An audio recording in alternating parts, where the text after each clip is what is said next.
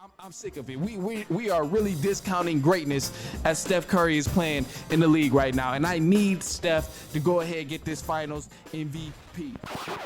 Now tuned into the greatest. The Run with Manny Wilson podcast. The Run with Manny Wilson podcast. The best sports podcast there is. Yes, sir. You heard it here first. The best sports podcast there is, all the way from Detroit to Chicago to your speakers and headphones. We got a great episode for you today.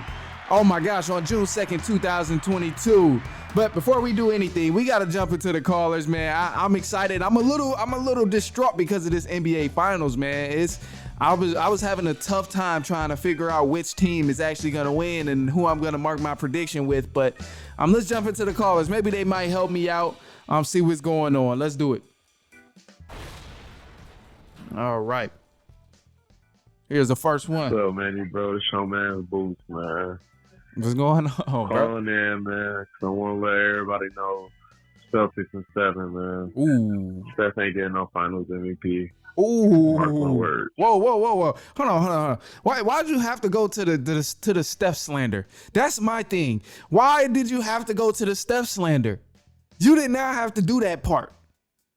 You did not have. You could have left that part out. But you know what? And that just reminds me. I've been hearing Steph slander over and over and over again, and I'm tired of it. I'm tired of this Steph slander because I went over Memorial Day, went to get my hair cut.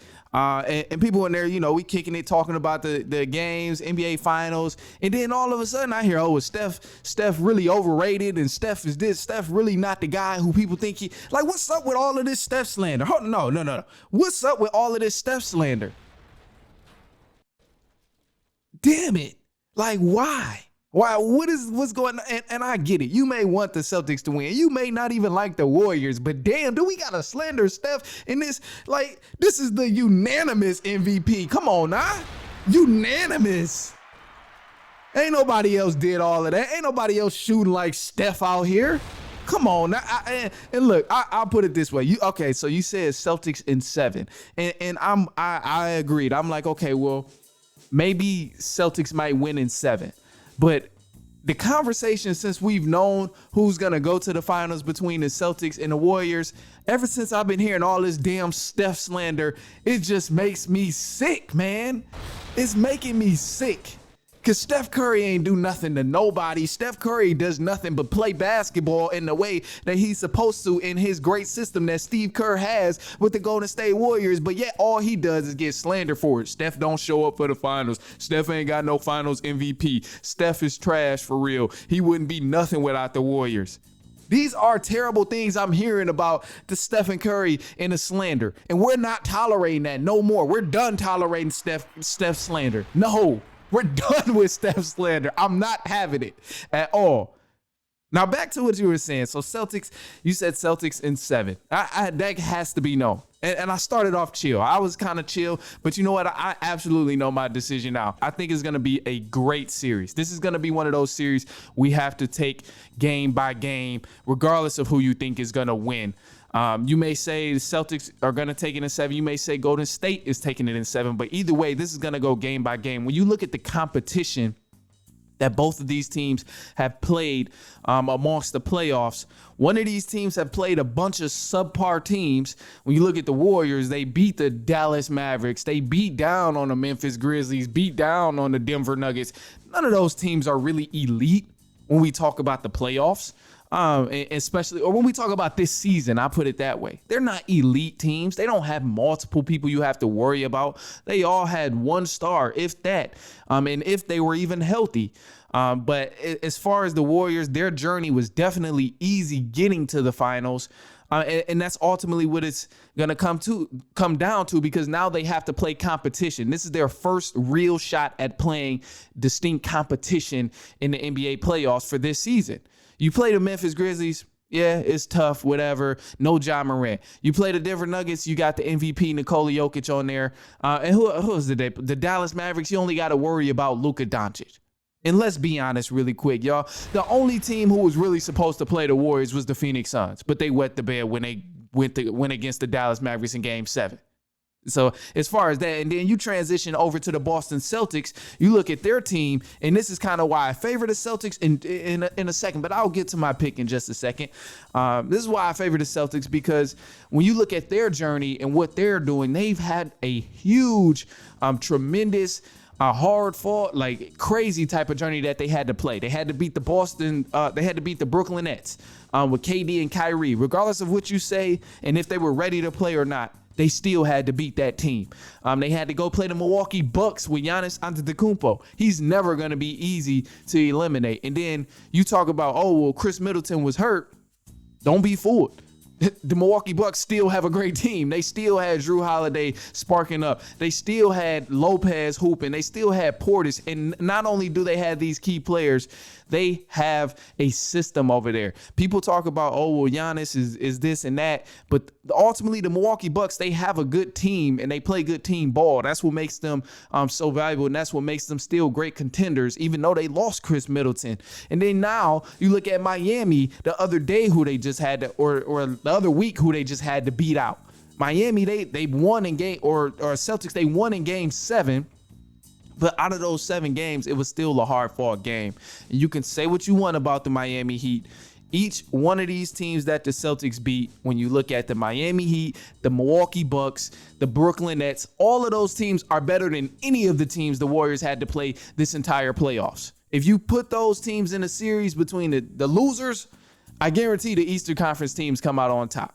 So that's really what it's going to be. But to touch on it even more, to touch on this series even more for the finals and so on, it's going to be interesting because both of these teams, they have an advantage where the other team does not lack most, or where they're underestimated most, if that makes sense. And to further explain that, what I mean is the Boston Celtics, they're primarily a defensive team, but you can't discount their offensive ability, and you can't count them out on the offensive end.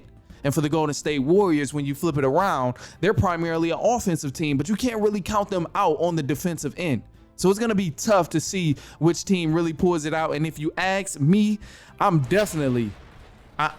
sick of the Steph slander. I'm sick of the Steph slander. So we're going with the Warriors in 7 games here. We're going with the Warriors in 7 games. I got Steph Curry finally getting his MVP, his finals MVP. I'm tired of hearing this Steph slander. As much as I want the Celtics to win, I can't. No.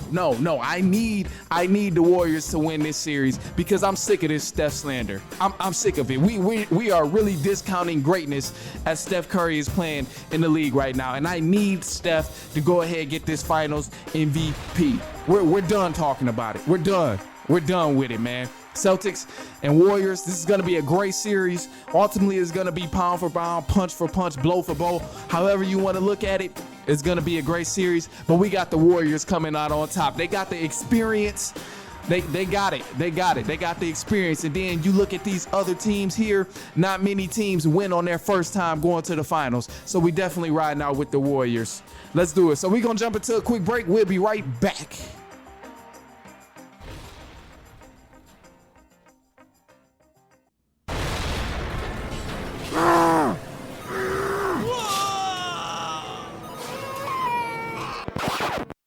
Now, you know, just because you're busy doesn't mean you got to be stressed. I'm crazy busy right there with you, but it can be easier. Next time you're on a run, just make it more fun and listen to The Run with Manny Wilson.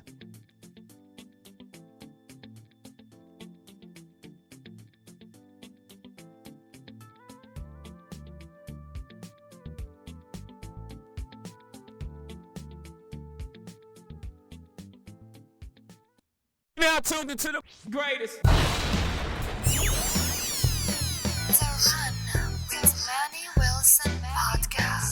The Run, the Manny Wilson podcast. The best sports podcast there is. Yes, sir. You heard it here first. The best sports podcast there is. And you know what, man? I didn't even mention after I said the Warriors in 7. I didn't even mention that the Golden State Warriors, they are 9-0 at home in the playoffs this year, and they host the Boston Celtics tonight. So that's going to be interesting to see if they can continue to keep this streak alive and so on. But some more news here for the run on June 2nd, 2022. Darvin Ham has become the Los Angeles Lakers' new head coach. And the Lakers, they are refusing to give up additional assets and plan to keep Russell Westbrook on the team. Now, look, man, I don't think it's going to work. I really don't. I don't think you can make anything work when you got Russell Westbrook, Bron, and AD. It's just three different guys who need the ball on offense.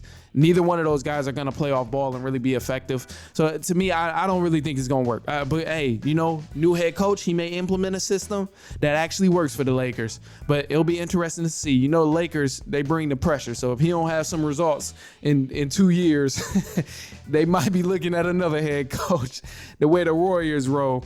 But yeah, man, to touch on it just a little bit more, man. A lot of people, they hate because they say, well, these system point guards, how good are they compared to these individual players? And I just have to break down this difference because a lot of people get it mixed up when they say, oh, well, a Steph is better than a Kyrie Irving because Steph has championships, or it may be vice versa, whereas like a Kyrie Irving is better because he has more skill than Steph. Be careful with those comparisons. This is all I'm gonna say. Just be careful with those comparisons. I like both players. I have Kyrie Irving as my personal favorite, but if you put it on a Mount Rushmore, Stephen Curry is higher. He's just higher. Look at the way he plays within his system. And I say this because system point guards are different. System point guards win you championships. Freestyle point guards get you style points, and they get you fans in the seats. They get you endorsements and so on. When you look at the great list of players, just at every position, each player who always plays their distinct position and play their role on the team, they are the ones that's successful. You look at the Kobe's, you look at Dwayne Wade's, you look at the Allen Iversons, you look at the Stephon Marbury's, the Gilbert Arenases, all of those different guys at those skill positions, they're great. They're great. They're great as individuals, but some of them are not great teammates, and they're not good when you put them in a system. Because I tell you what, you take Kyrie Irving or you take Gilbert Arenas and you put them on the Golden State Warriors, the Warriors are not the same team. They're not the same team at all. But if you take Steph and you put him on a different team, he's still Steph, but he probably does not have all the championships that he have. That's the point of a system. That's the difference between a system point guard and just a freestyle point guard. When you're a freestyle point guard, you can do whatever the hell you want to because you have to. You look at Dame for an example. I think Dame is one of those players who can play both styles. He can play very versatile. If he really wanted to, he can come off the ball and make a couple threes because he has a lethal shot, I'm almost positive Dame could play versatile if he really needed to. He's probably the only other closest player who could play close to Steph in that Warriors system that I can think of.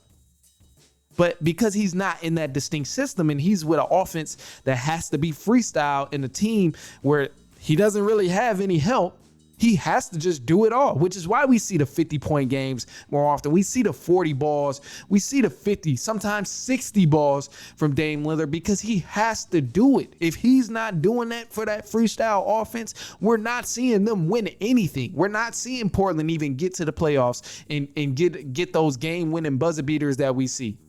None of those things are happening if he's not putting up those numbers. But when you're in an actual system, you look at any other point guard. Even I brought up Tony Parker earlier. Of course, I don't think he's better than Steph, but you look at Tony Parker. He had times playing with the Spurs in that great system where he would thrive. He'd put up 20-something point, a high 20-point game and 8 assists. He had his great games and his great share of games. But if you send Tony Parker somewhere else, ain't no way in hell he's doing that. And this is not just for the point guard position, as a matter of fact. This is for other positions. Even Kawhi Leonard, Kevin Durant, LeBron. When you see those guys, they all have a distinct system that they played in when they won their championships. Even centers, you look at Shaq, Akeem, Dwight Howard, all of these other guys, they had distinct systems on the offensive end that helped them get to where they were.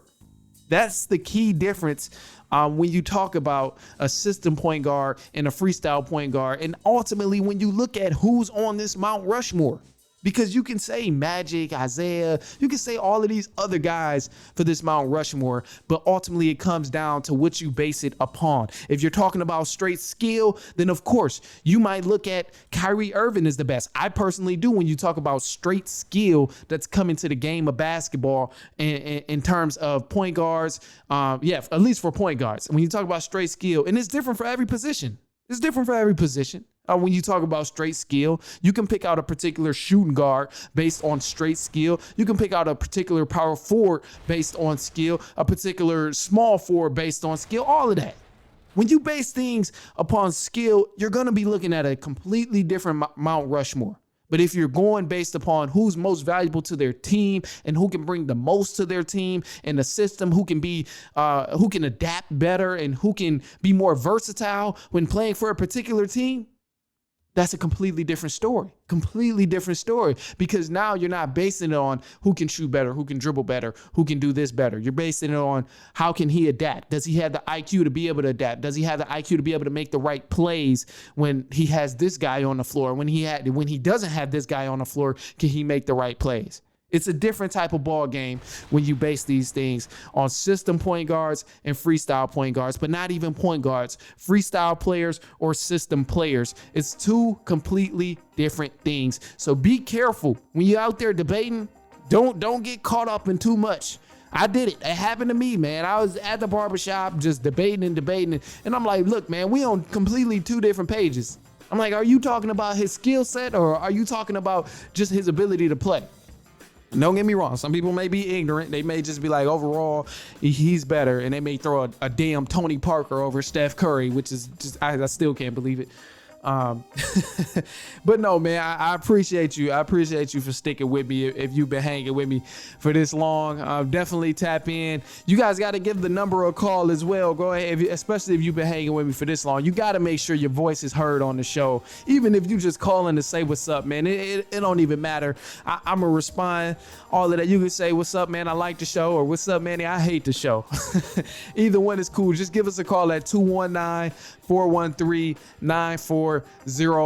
Leave your voicemail, drop your name, and we'll be right there with you. But no, man, I appreciate you for hanging with me. Be sure to follow me on Instagram as well at The Run Podcast, and my personal at I am Manny Wilson. We give you all the after game takes and so on. But we'll be back next week, and so on and so on and so on.